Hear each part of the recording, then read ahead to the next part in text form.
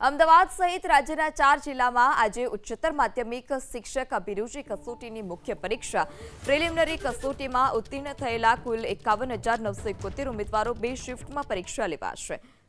4 જિલ્લાના 279 પરીક્ષા કેન્દ્રો પર પરીક્ષા શાંતિપૂર્ણ અને સુચારુ રીતે સંપન્ન થાય તે માટે તમામ તૈયારીઓ પૂર્ણ કરી દેવામાં આવી છે।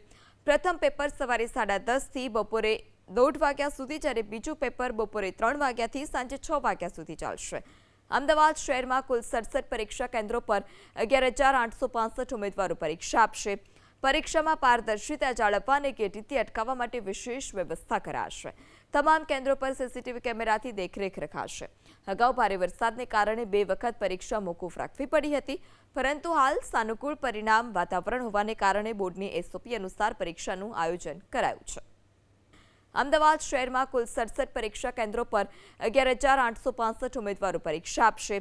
પરીક્ષામાં પારદર્શિતા જાળવવા અને ગેરરીતિ અટકાવવા માટે વિશેષ વ્યવસ્થા કરાશે। તમામ કેન્દ્રો પર સીસીટીવી કેમેરાથી દેખરેખ રખાશે। અગાઉ ભારે વરસાદને કારણે 2 વખત પરીક્ષા મોકૂફ રાખવી પડી હતી, પરંતુ હાલ સાનુકૂળ પરિણામ વાતાવરણ હોવાને કારણે બોર્ડની એસઓપી અનુસાર પરીક્ષાનું આયોજન કરાયું છે।